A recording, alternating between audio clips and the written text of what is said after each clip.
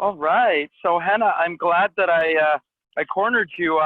It was a couple of weeks ago that I took a look at some of the things that you were talking about and some of the things that you were doing, and I saw that I felt like there was like an alignment between some of the things you were doing and some of the things you were talking about and some of the things I'm doing, and I thought that's just the best way to interact if I could with that person and get into the same energetic space with you and see if there was anything that we could share with each other. Beautiful. Thank you so much for this invitation, John. Awesome. Awesome. So Hannah, I think you're into natural foods and raw foods and fasting. Partly, yeah. I would say more it's alkaline. The way I approach is whole foods, alkaline, yeah. So I'm not completely raw because of my energetic constitution. I have a lot of fire and also a bit of air. So I don't know if you're familiar with the Ayurvedic doshas, Yes, Vata, Pitta. great, Yeah, so, awesome. Please include as much as you can. Yeah, so the fire element and together with the air element is something that can get easily ungrounded. So this is something I discovered when I was researching ancient schools of medicine. And Ayurveda, of course, has been around for thousands of years.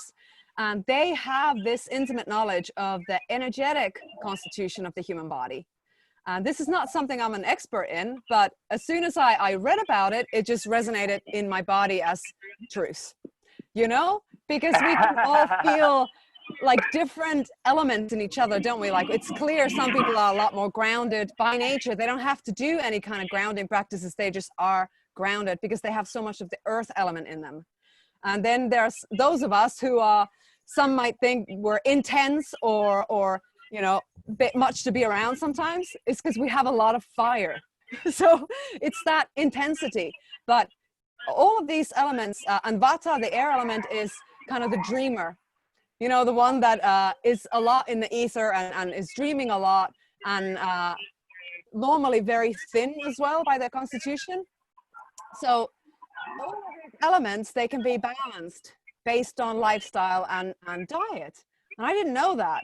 So I was living my life as a fire and air element, constantly ungrounded, constantly in a really fast drive, because I wasn't aware that there's things I can do to balance that. And then Ayurveda helped me realize that there are some things even in my diet that will help me balance the fire and the air in a way that I can be more grounded and more stable in my emotional world, in my physical body, in my breathing, just simple things like that. And so I started eating more according and more in alignment with my doshas. So that's been a real revelation. Awesome. I love that. So you recognized that there was something to learn from the ancient school. Yeah. The Ayurveda, yes. The Indian medicine. We've lost something. Yeah. Society has lost something in terms of knowledge and understanding that is intact in ancient school. Absolutely. Yeah, I think if you look at the society today, very easily people are put into a mold of this is what you're supposed to be, and we're all treated as if we were equal, I think one of the weaknesses of the allopathic medicine, the Western medicine, is to assume that everybody's body functions the same way and that the treatment should be the same for everyone, But these ancient schools, they could read that the body is not just a biological machine, but that there are other elements that are influencing us. And one of them is the elements, the energetic reality of our being. And that we have unique combinations of these elements, which means that different foods are good for others than so there can be two totally different kinds of people that different food for them is something that they need and something that they need to be avoiding. So for example, for myself, because I have a lot of the fire which shows in the temperament, in the like kind of fast processing and a good, like really big appetite and fast metabolism, is that to balance that, I need cooling foods, you know, and calming foods. So for me, I should avoid all stimulants if I can, because they can put me into an overdrive, and then I'll be too intense for people to be around me, you know? Things like that can have an effect on relationships as well and family dynamics. So for me, it's good to have things like chamomile, cilantro, mint, you know, cooling things. Like I have a lot of plant-based yogurts. Cooling and calming herbs are just, oh man, when I discovered that, my life blossomed.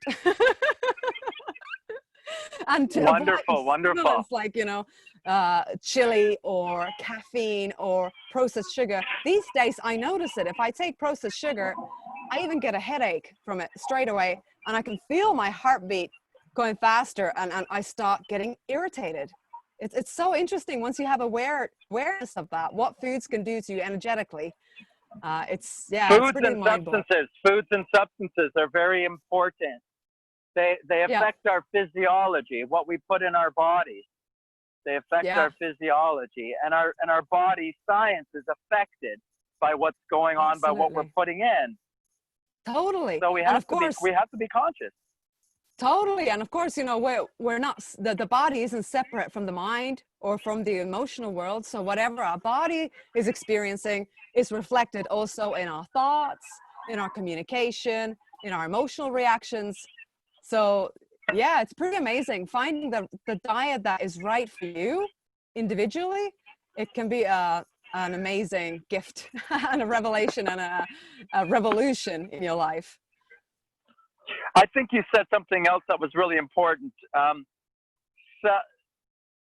Cellular nature is kind of the allopathic model. It's looking at our body as being very mechanical, a collection of cells, protein, essential fats, vitamins, minerals. This is how we kind of view the structures of the cell, and we kind of lump everybody up into this structure, a cellular structure. So in order for this person to be healthy, they just need to make a protein requirement, a vitamin requirement, a mineral requirement, and this is all that health is required. You know, it's just something that you can take in a pill. It's just something you can take with a chemical, because it's only mechanical. And I think that's what I think what you started off at the top of the whole thing there was that we have to look at us beyond mechanical.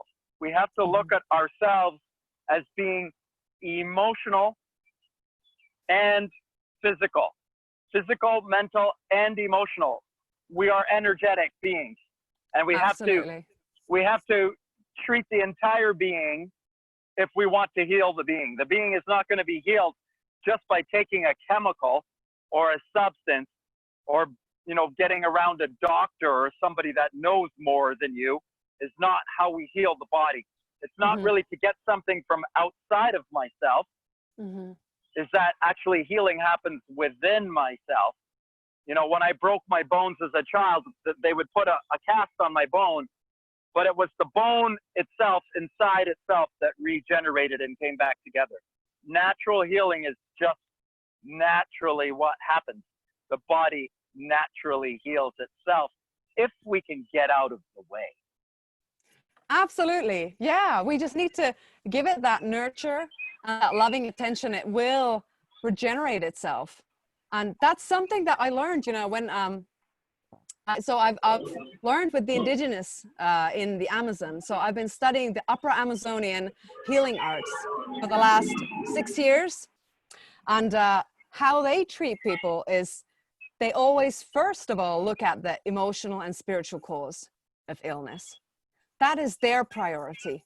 Of course, unless you have a, you know, glaringly obvious like wound or a snake bite, then they know that, okay, that's what it cost. But if you have, you know, strange aches and pains or symptoms that are not immediately diagnosable, normally they will start to ask about your family life, your history. Straight away they go into how are you feeling inside? You know, what is your life like? And learning alongside these traditional healers of folk medicine, we got to witness, together with my husband, who we went to the Amazon together with to learn this art, we witnessed cases of people who came there with physical symptoms like really severe eczema, for example. And the woman who had this eczema started getting treatment on her traumas. So she started to dwell deeper and deeper into where might be the emotional root of this reaction. And it turned out to be a very painful trauma that she started to heal and release in this retreat. And the indigenous healers were constantly supporting her in that process with song. That's their surgeon's knife. They sing for people. So Unbelievable. they feel that this is the communication of the soul. And then through the vibrations and the frequency of the healing song, vibration, it begins to activate. Right. Yeah. Yeah. And it's like it tunes our consciousness. It also tunes our cellular vibration, because we are electrochemical, spiritual beings. So she began to heal the eczema through the trauma treatment. And there were so many other cases as well, people with migraines, with fibromyalgia, pain that cannot be diagnosed. I've healed myself of lots of pains and ailments and issues in my life. Have you, healed yourself in a lot of ways? Yes, I've been working on, and I think that is, when you get on the path of healing, you realize that there's so many layers that you can look at. So it's like for me, healing is like a love of wholeness and love of authenticity. So there's always another layer of the unmet parts of ourselves, or the unmet aspects of ourselves that are yearning to be loved. So I think it's a lifetime journey, to be honest, of just really just going deeper and deeper. Yeah. Healing and loving are interchangeable. Healing and change and loving are two the same thing. Healing is balancing. Loving is balancing. They're both. It's about bringing a new natural balance into your body. And that is raising up your frequency.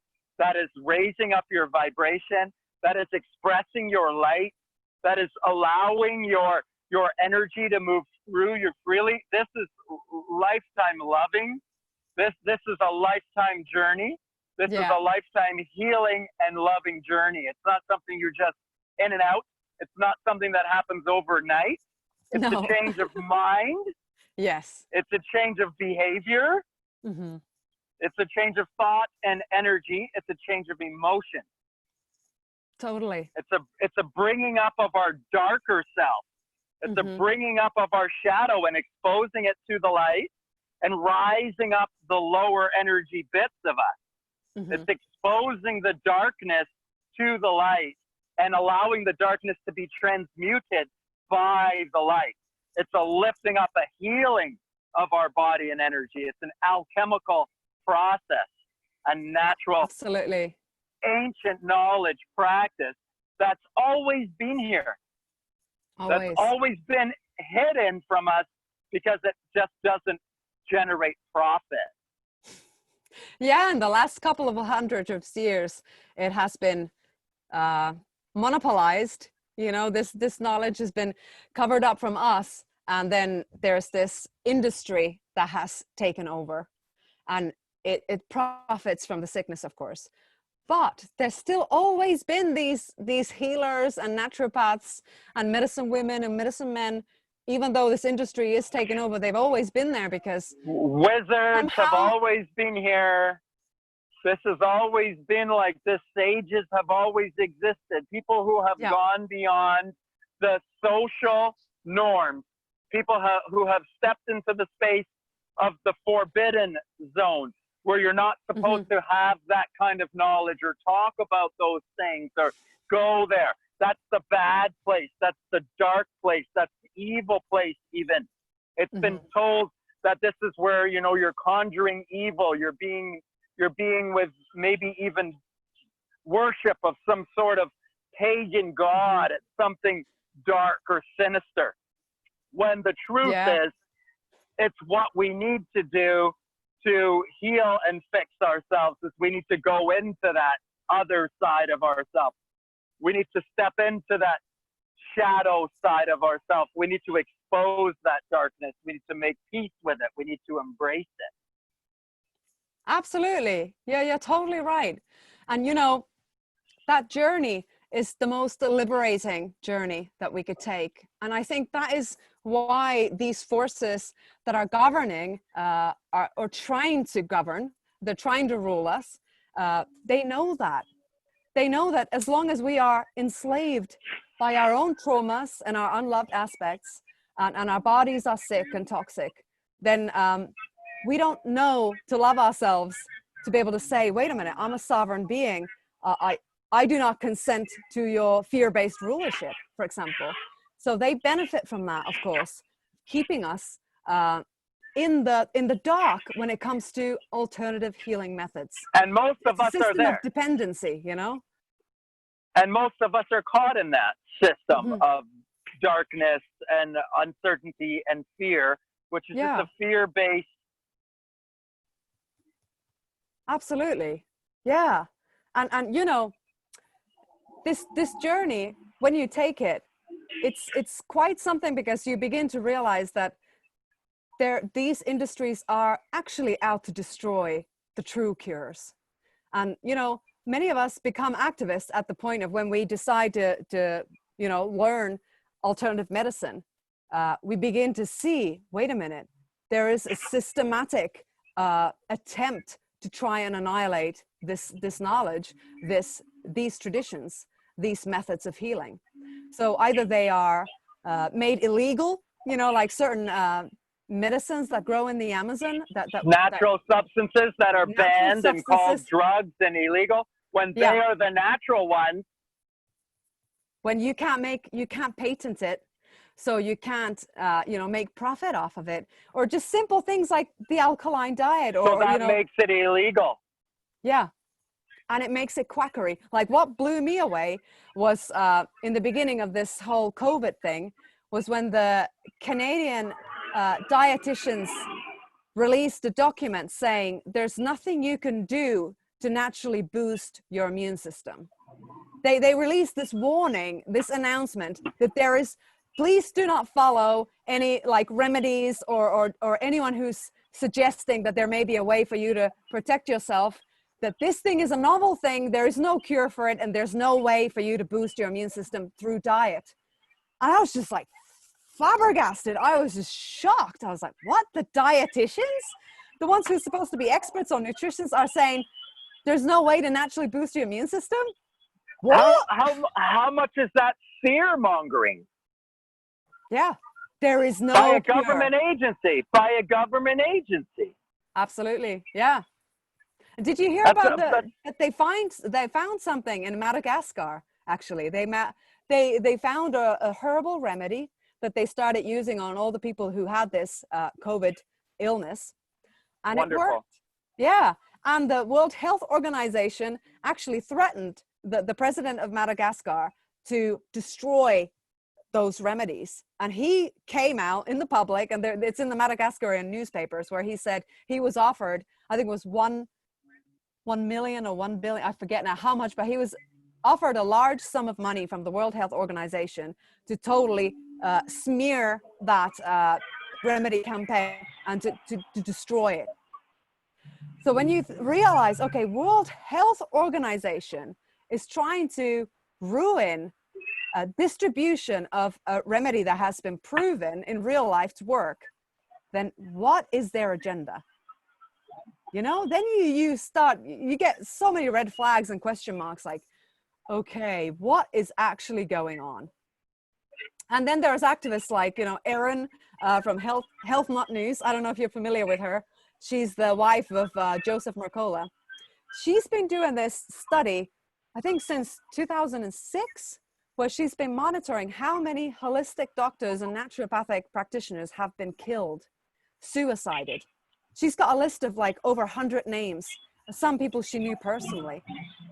And you get into that and you're like, wow, there is a systematic attempt to try and destroy that movement, because it is empowering. It is liberating. It's taking people away from dependency and lifetime of, you know, toxic pharmaceuticals, to realizing that you can heal yourself and you can become free of those institutions. And they holistic health. The holistic health industry is being wiped out systematically through marketing and banning on social media. All holistic health posts are not able to go viral. Like they're blocked and censored. All holistic health videos are being taken down. All holistic health information and knowledge is being squashed. So you have to see what's going on, and you have to see that there is a power above that is trying to suppress empowering knowledge. Yeah, totally. The knowledge that the power is within each being and each being is sovereign. That idea is being suppressed. Yes. And it has been going on for a very long time. This is not new. No. This is not new. I see one of the kind of starting points to how they managed to disconnect us from that knowledge of natural healing was when Mother Earth was demonized. You know, like the Catholic Church, they removed large parts of the teachings of Yeshua, you know, Jesus, and did not include them in the Bible, but they are still intact in other scriptures. Like I really resonate with the Essene tradition. And if you read the Essene, I love the Essene gospel. Do Wonderful. You? Oh, amazing. Lovely. Very Another lovely connection. book. Yeah. And this is where people need to go spiritually. You know, Christians need to see that there is a Jesus Christ message that's been hidden from your eyes. It's in the Dead Sea Scrolls. It's in the Dead Sea Scrolls. It's in the Essene Gospels. And there's a message from Jesus Christ, and it talks about raw foods. It talks about natural healing. It talks about the power of your mind. It talks about the power that is within you. Yeah. And it's the words of Jesus Christ, and it's the hidden knowledge, the hidden spiritual connection that's been kept from us. But you know, even outside of the Essene Gospels, which are a wonderful, wonderful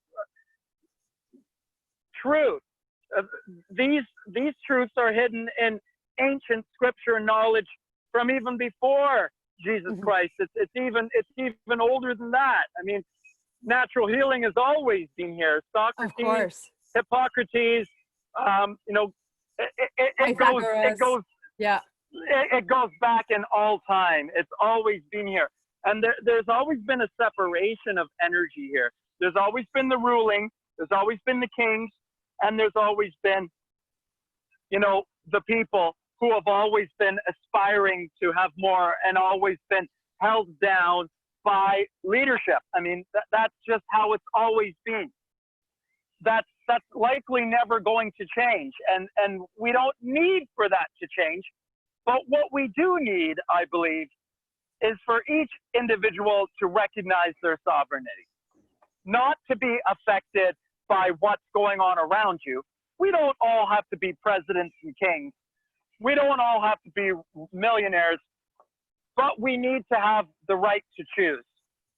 I'm not asking to be the king of the world. All I'm asking for is the right to maintain my sovereign choice.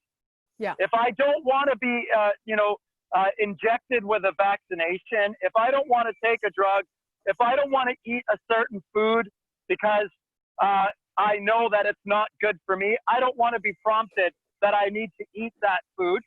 I don't want to be prompted that I need to take that vitamin, that mineral, that vaccination because of some sort of ownership, some sort of leadership over me. I think that this is the imperative sovereign right is choice. Each human has to be free to choose. Yes. Yeah. Well, there's two things that I'd like to mention. First of all, where I was going with the Essene Gospel is that in there, I think is one of the most valuable keys to spiritual liberation is when Yeshua says that only through the mother will you get to know the Father. So in the Essene Gospel, he's teaching that the Mother Earth, you know, some call her Gaia, this creation is a feminine aspect of God, and that we have to get to know her first. We have to understand the laws of the physical realm before we can understand the higher. 2 bits here. Yeah. It's not just God. It's God and his mother wife and his wife. It's his mother earth too. It's both. Yeah, that's it. So he says, you know, you have to learn. Feminine. Yeah, you have to understand the sacred feminine first, and you have to read the laws of nature, and through that you will begin to understand the mystical realm, the unseen realm of the Heavenly Father.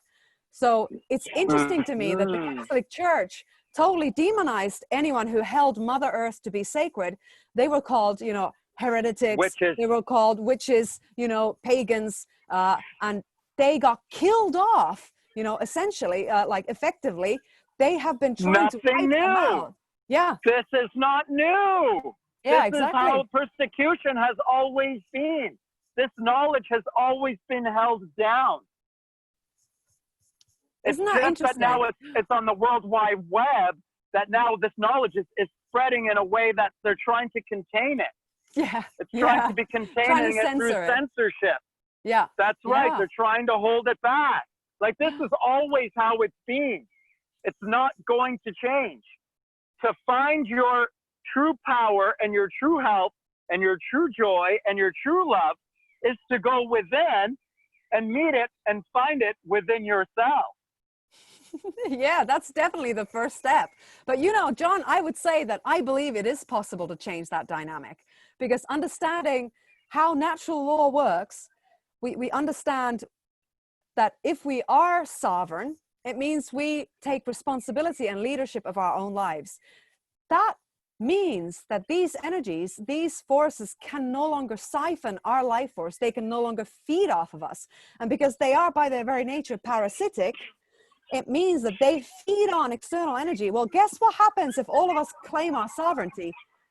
They consume themselves, and that structure will dissolve. This is the hidden key that we have to understand. It is possible to change that dynamic, and it doesn't have to be wake up. Yeah. If we do it that, includes every one of us waking up. Absolutely. Every single one of us is as responsible as the other. This is something that we're not being told, but together we literally create the reality. The collective consciousness does it together. So imagine what happens if we stop being their feeding ground and of course, how they feed off of us is energetically. When we are in lower vibration, in fear and despair and hatred and envy and all these lower frequencies, that is their food. So when we raise our frequency, we're literally in a dimension that they cannot enter. So then we can no longer be their food. And they will starve. They will eventually consume themselves because they are parasitic. So they need a host to live on. So I say it is possible to change that dynamic through sovereignty. I agree. Yeah. I agree. That is for and we are certain the doing way. It. Yeah. That is for certain the way. I mean, that is the only way. We cannot fight with blaming each other. We cannot fight amongst each other as much as they're going to try to get us to fight amongst each other. We cannot fight amongst each other. We have to see that we must go into ourselves. Yeah. And I liked what you said. You were talking about healing in the Amazon, and you talked about, you know, when someone has something wrong in their life, the Amazon healers, they recognize that this is something emotional or spiritual. That they recognize that there is a cause that is greater and deeper than the physical thing that is happening. Yeah. You may be sick with a cancer. You may be sick with a flu. You may be sick with anything. But that is just the physical expression of it. That there is, behind that, there is an emotional and spiritual rise or origination for whatever is being expressed physically. So this is it. The Amazon healers understand that the physical explanation or what's coming out or what's being expressed, the expression of the disease, is not where we heal the disease. Yes. Yeah. And allopathic medicine addresses the mucus, addresses the problem, addresses the headache, addresses the cancer by cutting it out. But it doesn't address the energetic piece that is behind. We are not the physical cellular being. We are the energy that is coursing through the cell. Yes. We are not the cell. We are not the cell.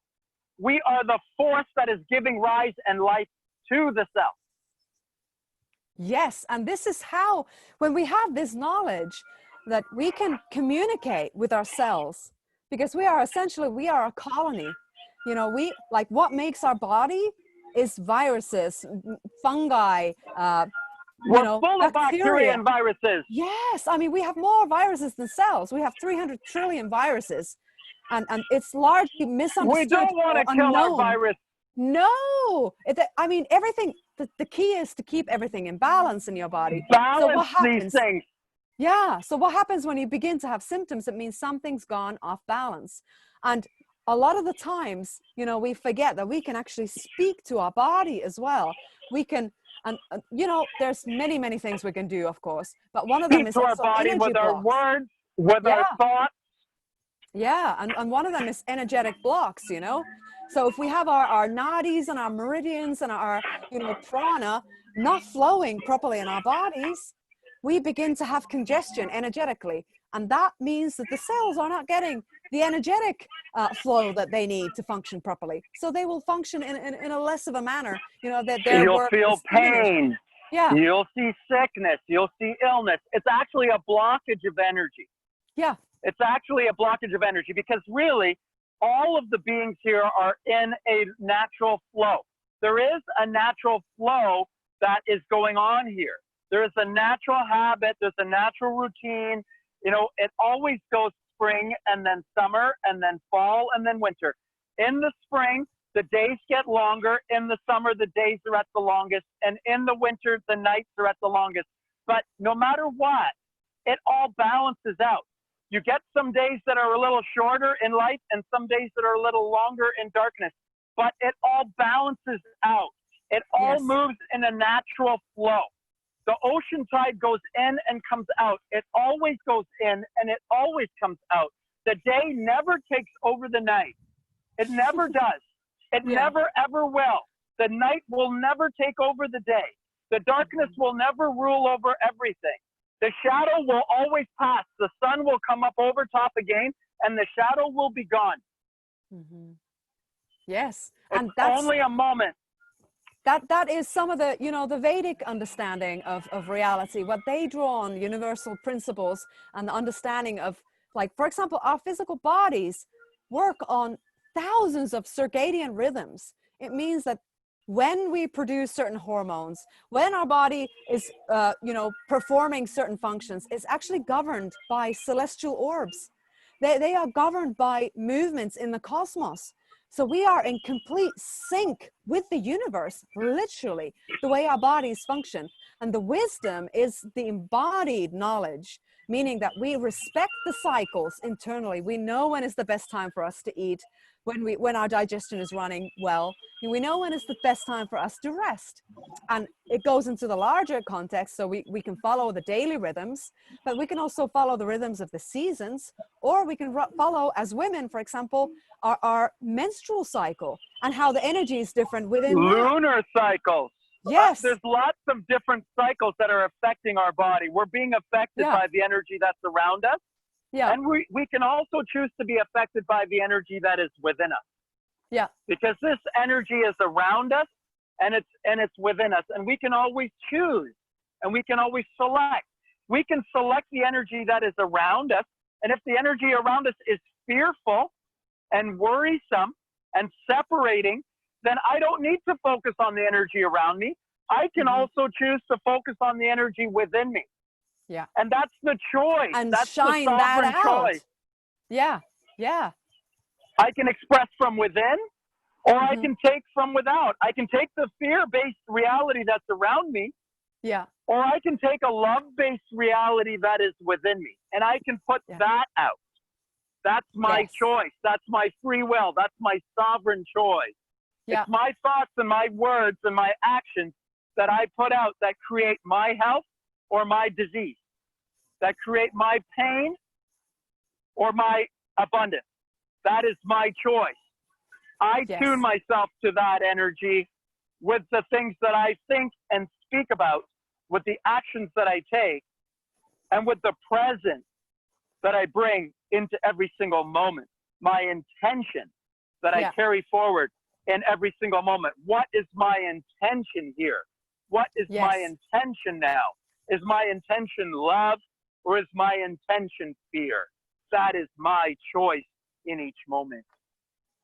Well, that what you speak of is conscious awareness.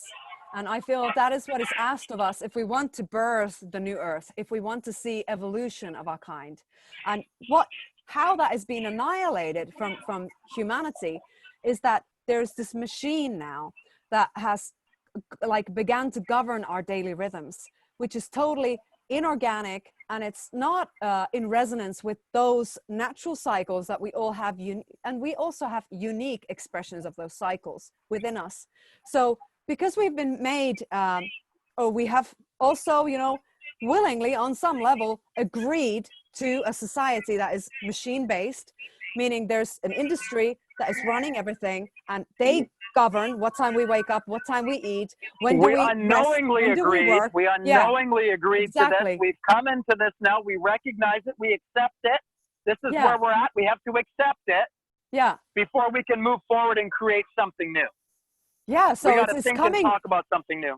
Yeah. Yeah. Like we have to first recognize that, okay, why I'm so out of sync with my body, with my life, is because I've gone out of sync with everything, out of sync with nature, out of sync with the universal, you know, flow of life, because I've been caught in a machine, the society, which is very machine consciousness based. So masculine. Yes. And so if we masculine recognize focus, imbalance. Yeah. If we recognize that, you know what, there are other ways to live and we are not trapped. Every single one of us has the choice. And, you know, many people say, I don't have the time or I don't have the money. Well, I can give you an example. I was a student, a university student living in Finland. And suddenly I had this realization that the path I was on was wrong. And I needed to do a massive shift, and I needed to move to another country. And I just got this message: you need to go to England, you need to go to London, out of all places, which is like a very machine city. But I got the guidance, you have to go there. So I'm thinking, how do I do that? I only knew one person there, and my cousin, actually. And I thought, I'm a university student, I don't have a lot of money. I was working several jobs, actually, at the time. And I just made a decision that, you know what? I can sacrifice some of the things from my daily life in order to make this move. I made a budget, and it was a €5 daily budget. And all I bought was food and paid my bills. I didn't do anything else. I didn't go out. I didn't you know, eat out. I didn't buy anything apart from food for like 4 months. And that gave me enough money to be able to go and rent an apartment in London and then look for another job very quickly. But you know, basically it's just like, many of us have these obstacles that are not real. They're just in our minds. And we believe that we are trapped in a system or in a corporate job or in a city that we hate. When in fact, if we have the willpower, we can make the change. It may take some personal sacrifice. It may take, you know, changes, but it can be done. A little bit of discomfort. We have to step into discomfort. It's not going to be all easy. It's not going to. There's going to be some hard. There's going to be some hard things. Yeah. But I think underneath that is also there's a calling. Like you were called. You were called that you had to do this. Yeah. Yeah. Even though, like, you just knew I need to do this. Yeah. It's like there's no choice. There's no choice here. I have to do this. This is what's been given to me. Yeah. I have to do this. Right. Yeah, and it turned out, you know, I went to London to study theater because that was my first love, you know. Before I went to study English and psychology in the uni, I was a part of a improvisational theater group, and I went to high school. It was a expressive arts school, and I was a lover of arts. But then, you know, the mind came in and said, or the programming, shall I say, and said, you need a proper job, you need a university degree, blah, blah, blah. I went to uni, and then I had this like awakening while I was in uni, this like, you're going down the wrong path. No, go back to the arts. So then I had the calling, go to London and continue your theater studies there. So I did that. And then after the first year, I realized this wasn't it either. And I started thinking, God, what am I doing? Like this is not for me. I realized there was huge competition in London, you know, to get into any drama school or any play. And there was lots of politics. I was told that because I'm Finnish, I will never be able to get a part in a Shakespearean play, which was my dream. They said, because you're not native English, I'm sorry, but this is the way the theaters work. They're very, you know, like conventional. They will only take an English person to play a Shakespearean role. So my dream was crashed again. And I thought, what am I going to do now? And then I started dreaming, like, I'm just going to leave all this societal stuff. I'm just going to like go live in India, and I'm going to like become a part of this volunteer group that is reforesting a rainforest in India. And as I was having this dream, and I began to again save up from my little wage that I was getting in London, I actually met my husband, who just come back from the Amazon rainforest. And then I realized this is why I came to London, was to meet him. And I was dreaming about a rainforest. I thought I was going to India, but actually I was meant to go to the Amazon with him. And we did that, and then we began to learn the ancient healing arts. And I tell you, it was the best decision of my life to go to London, although it wasn't what I initially thought why I was going there, but I knew I had to be there. And that's where my life took a turn for I feel like my soul kind of journey, my calling started to, you know, be birthed when I went there. And it was a heart-based calling. So this happened to you because, you know what, you were a free spirit. You were willing to not do what you were supposed to do. Like, you didn't get a job. Like, I'm not blaming anybody for what choices they make. I'm not saying anything is right or wrong. Yeah. Everyone has their own journey. Society makes us, you know, our parents tell us, like my dad told me to get a job and not be a personal trainer. Like I'm a personal trainer. I've been for 30 years. But I mean, 25 years ago, my dad was saying, get out of the gym, get a job. Like, you know, stop messing around, stop clowning around doing that shit. Yeah, get a real job. Like, I've been told that, you know, I've had to fight that inside of myself my whole life. Yeah. But I knew that I had to do something other than get a job. Yeah. Even though that's what I was told I was supposed to do, even though I ran into a whole bunch of snags along the way that led me to where I am now. Mm-hmm. Everything, a part of it had to happen in order for me to be prepared to be the person that I need to be, to bring forward a message that is hidden. Mm-hmm. Yeah. To bring forward a message that is so secret that it cannot be understood. It almost seems backwards to the general population. So the person that is ready to teach this message has to be highly skilled and highly specialized to love all and not judge any. Mm-hmm. Because this is a message of love. This is a love message. Yes. And the only way that it can be heard is if it's spoken from a pure heart, soul, and mind. Mm-hmm. Otherwise, it cannot be heard. Yes. Only if you trust that as person. Well.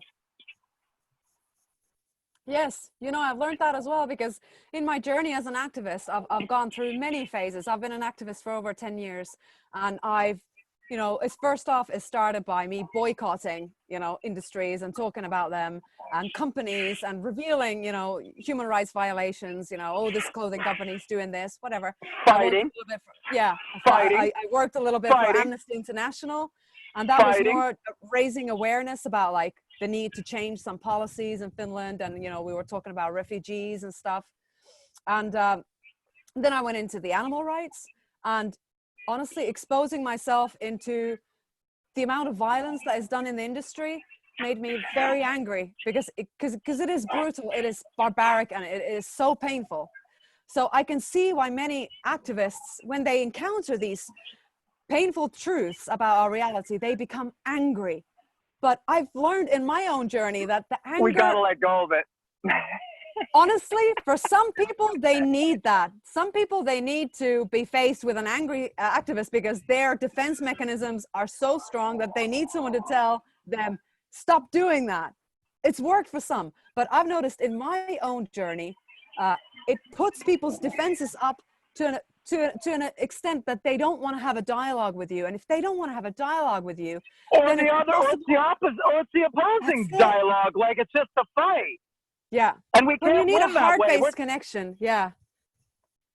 We need a heart-based connection. We need to... We're talking about love. Build bridges. We're talking about healing. We're talking about healing. We're talking about something that's different than mainstream. We're talking about what is not the norm. We're talking about what is abnormal is love. What is truly is abnormal is radical self-love, complete knowledge and acceptance of self.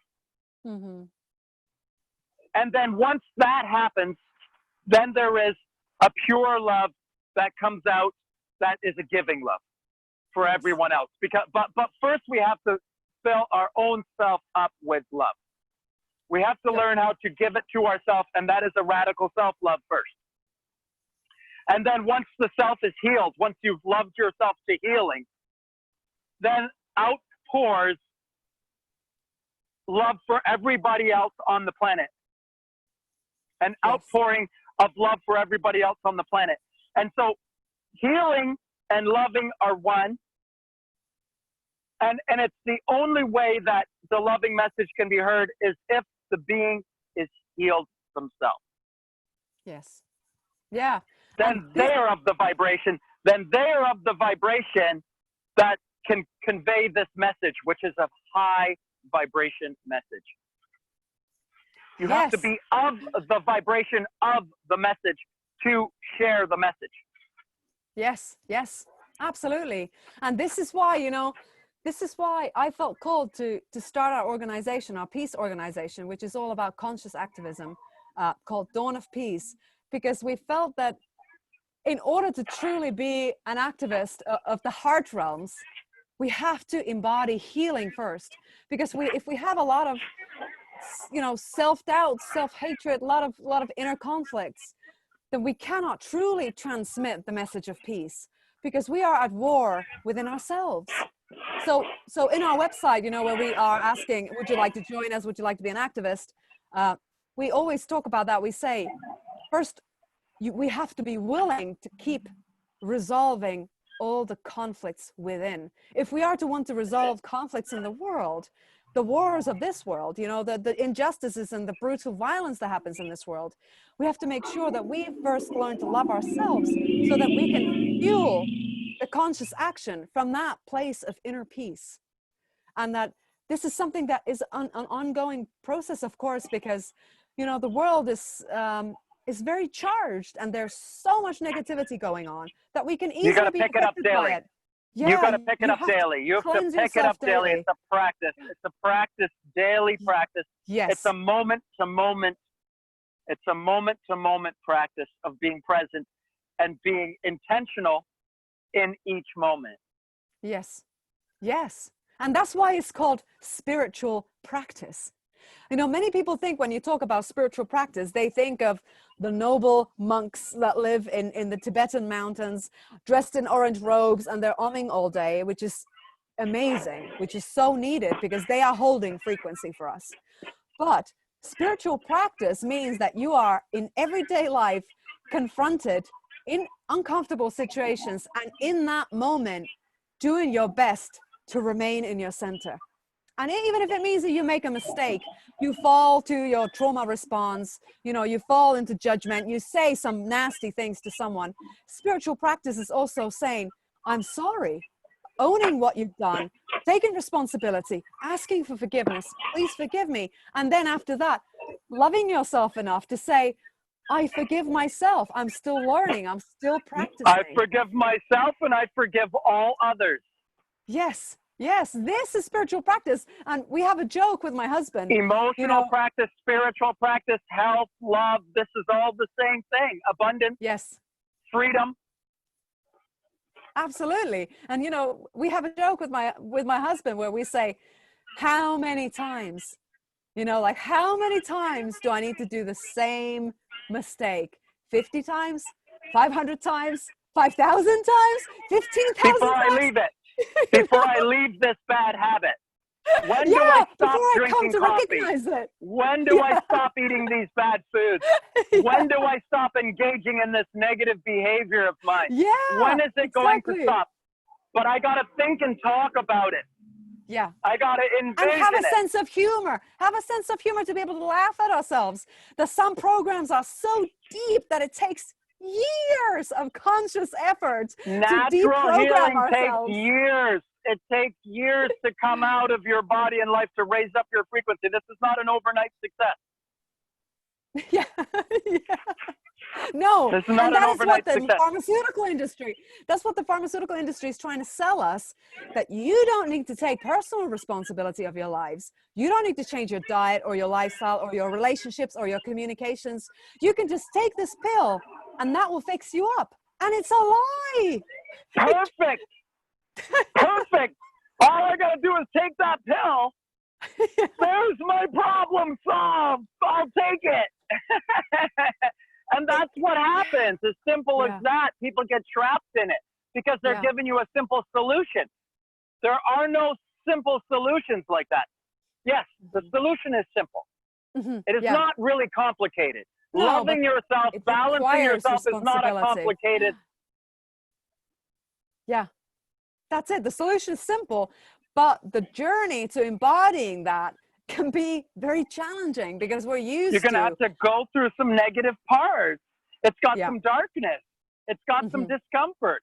I'm going to have to lean into discomfort. Yes. Yes. And that's it's all about backwards getting for out humans. of the comfort zone. Yeah. That's backwards for us. Something that I've learned in, living in the Amazon rainforest in indigenous communities and working alongside them is that they have this strength that unfortunately a lot of us don't have in the West because we've bought that lie of comfort. We've bought that convenience pill, which is that we have all these gadgets, we have all these systems to make our lives easier, but in fact it's made us very weak in our moral spine, very weak in our will, because we're dependent on all these systems to do the work on our behalf. Even just the fact of getting water, the indigenous have to work and carry the water every single day. So they have reverence for the water. They have reverence for it. Whereas we take it for granted because it comes from the tap. Someone else have made that system. Someone else have built those pipes. All we need to do is take the tap or buy that bottle of water and drink it. Whereas they work for it. And every single thing they do in their lives is their own creation with their own hands. And so they live their lives with this strength because they've been carrying things ever since they were 3 years old. So, when you're 15, your body is strong as an ox, But us, we don't really have to do much. It's like our exercises, well, I may go to the gym or I may do my Zumba class. We need organized exercise. We need organized exercise. And we need to realize that as much as we have all of these frills and, things here in the Western world, that those things have not made us superior. No. We're not superior because of those things. Yeah. We have to see that that's not made us better. That's actually made us weaker. And so we need to take something from somebody that is at a lower. We need to get some knowledge from somebody that may be living in the Amazon because they have something that we've lost. Yes. We've lost something. We've lost self-discipline. We've lost self-worth. We've lost the inner knowledge. We've lost inner wisdom. We've lost intuition. We've lost imagination. We've lost creativity. all of these parts of ourself are dying and withering, and they're growing in the native populations who are still engaging in raw life. Yes, yes, this is it. And one of the programs that came to me as a very clear revelation was when I was in the Amazon, and I realized that these people are called poor in the Western countries, that they say that they are in poverty. And I'm living there and I realize these people are rich beyond description in their spirit.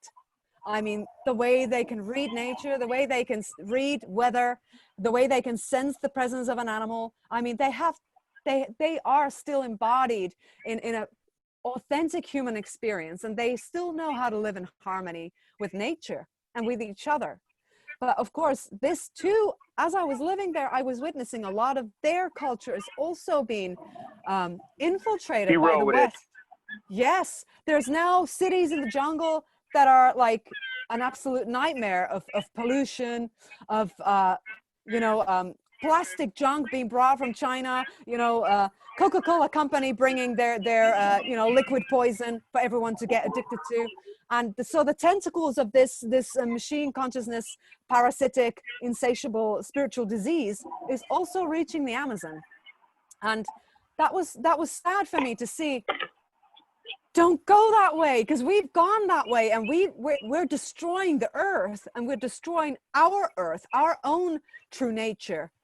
But it's like it's part of some kind of a collective soul journey that maybe these individuals also have to, and communities have to go through in order to come back to respect and have gratitude for their ancient wisdom, because they had it all along. But maybe now they're taking it for granted, because through movies, through media, they're seeing the glossy images. They aspire to it. They want the TVs, they want the phones, they want the internet, because they are like, we don't have that. And they are beginning to believe that we are poor, that we are somehow inferior because we don't have all that. But when I'm there, I always talk to them, and I try and do my best to just help them empower themselves with the knowledge of, look, we had to come to you to learn from you. I come from that world, and I came here because I need to learn from you, But they can't understand it. when you get a taste of the money begins to taint a lot of things. It's just the way that it goes. It's just the way that it goes. We have to evolve this way. We have to go down the wrong road in order to bump into it and realize that, oh, no, that's not right. I need to go back the other way, and I need to start loving myself in my life. Yeah. I have to tell you, I'm in complete alignment, with you and what you're doing. So, I have to tell you that I'm very inspired by our conversation today. And of course, I would love to, engage with you in any way possible to do more, because I think that that's what has to happen.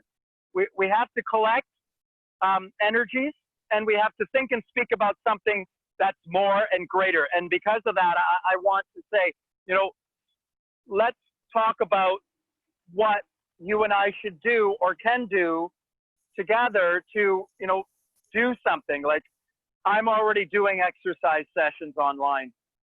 Maybe we can collaborate. Maybe we can collaborate and do a nutrition of Ayurvedic nutrition and exercise kind of kickstart that gets people back into exercise and movement and healthy nutrition. And maybe we can collaborate and do something together, like a 5-day trial, 7-day trial, a 10-day free trial kind of thing. We do this together. And then, John, I would love to share with you this movement that we've just launched on Sunday, which would be a brilliant thing for you to take on. Where are you based, actually? I'm in Toronto. I'm in Canada. Oh, you're in Canada. Yes. Sorry. Yes, in Canada. So this movement is called Summer of Light, and this came as a gift of a bunch of us activists getting together and saying, what can we do with the whole global situation as it is right now? There's a lot of fear energy, there's a lot of despair, there's a lot of depression, and authentically people are suffering in many ways.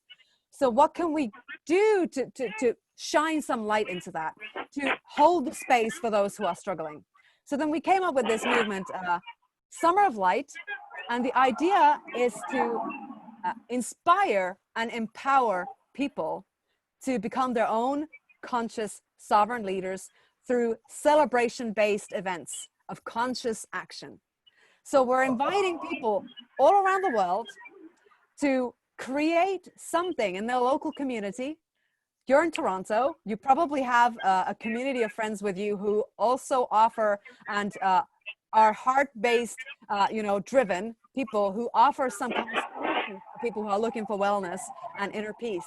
So what we're asking is and inviting people to do is to create events in your local community in a public place where you are inspiring and empowering people in one way or another. So for example, you guys could do a public workshop where you're sharing about nutrition and exercise, and you could even teach on the street some of your, your magical tricks that you do in the gym. You could help people, come to empower themselves through exercise. So we are literally just inviting everyone to take action, celebration-based, authentically inspired action, wherever they are, and create something. And it can be a series of events, it can be workshops, it can be demonstrations, but the idea is that we're not fighting or resisting anything, we're simply creating. We're creating positive shift in the world. And through this, it's like we're creating vortexes of light to counter this oppressive grid of control, that is in the air now. I love it. I love it. So, yay! Summeroflight.com. That is where we have our kind of the main mother page, the idea of the movement, and just people are free to do whatever they want with that and run with it and be their own, co-creators, their own visionaries and event organizers. So you right now, what are you doing? Are you doing Ayurvedic nutrition for people? Is that what you're doing? No, we hold healing retreats with Amazonian plant medicines. Oh, where? So it's a spiritual holistic healing retreat. What we do, that's our work, and we have a little healing center here. Where? In southern Spain. Oh, wow. Yeah. So we just moved here last year after, living between Peru and Europe for the last 5 years. And then, we're making our dream, our visions become reality. Like with sacred medicines then? Yeah. Nice. That's what we specialize in. And of course, in the retreat, it's a very holistic approach. So we also do talk about nutrition, alkaline diet, living foods, plant-based remedies, and we talk about everything. Just it's a whole. And how long is your retreat? We do 7 days is the one we normally hold, but some people also want to do longer. We've had some that have come for a whole month, others that come for 2 weeks, and so we do also like custom kind of totally unique whatever people need treatments. Amazing. Yeah. Amazing. So that's our thing. And then aside from that, because we wanted to take everything that we learned with the indigenous wisdom and the healing arts, so we wanted to take it on a community platform.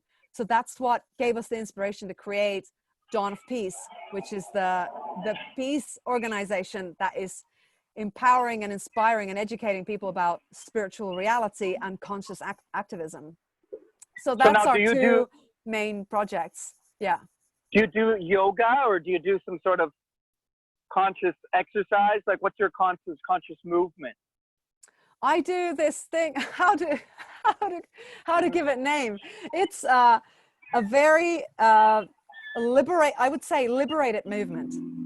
So what I do is I flow between yoga and dance, because I used to have a yoga practice. I used to do Jivamukti back when I lived in London. That was my life support. That was what kept me sane. That energy and that movement and the density was 3 to 5 times a week I had yoga.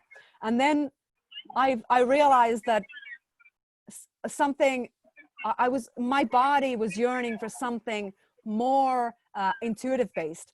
So then I started doing movement, which is a combination of yoga flow and then just me moving my body however I wish and dancing. So a bit of free flow movement, a little bit of strengthening, a little bit of lengthening of the body, a little bit of movement, some flexibility, and easing out the darkness, easing out the blockage, easing out wherever you've got trapped energy in your body, allowing it to move freely through the body. This is an intention.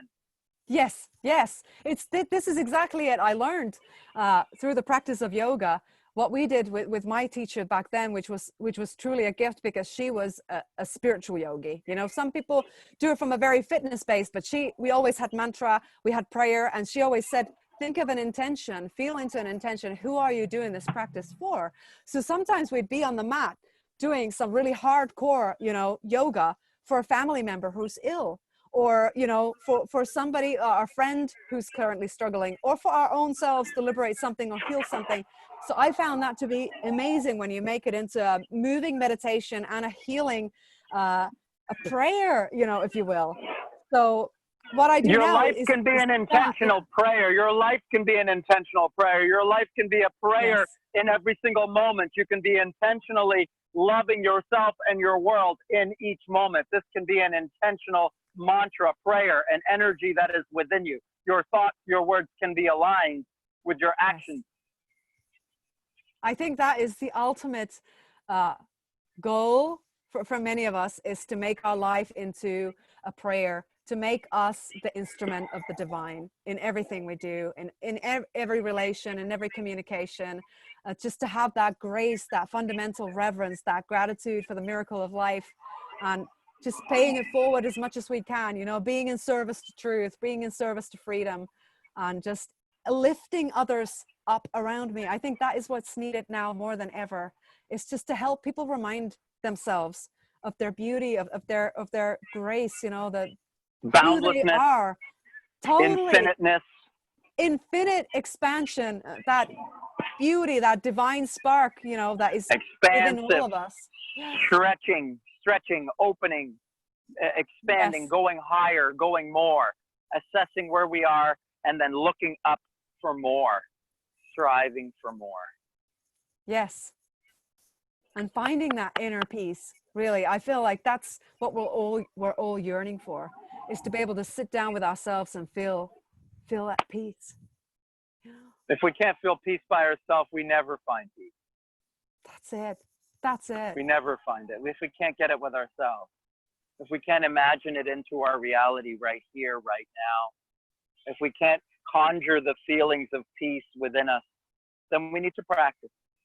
Yeah, then we need practice. Yeah. We need to practice that imagination. We need to practice it. Imagine it. Imagine it. Yes, awesome. That's beautiful. And I find magical mantra to say is, I am willing. If you don't feel peace yet, I'm willing to find peace. I'm willing to feel peace. I'm searching for it. I'm seeking it. I'm intending it. I'm looking for it. I'm going for it. Yes, totally. We're allowing ourselves. It starts in mind. It begins in mind. It's a decision. Totally. I find it so wonderful. You're surrounded by the green, the color of the heart chakra. And it's just, you're radiating this joy. It's been such a beautiful gift to connect with you, John. Thank you, Hannah. It was a lovely morning with you. I really appreciate your time. And I hope we'll collect on this thing that you've got, Summer Lights. And maybe I'll send some things to you that maybe we can collect on some other things. Yeah, brilliant. Let's stay connected for sure. Okay. Lovely. Thank you. Great to meet you. Great to know you. Wish you many blessings. Have a super day. Bye. Bye.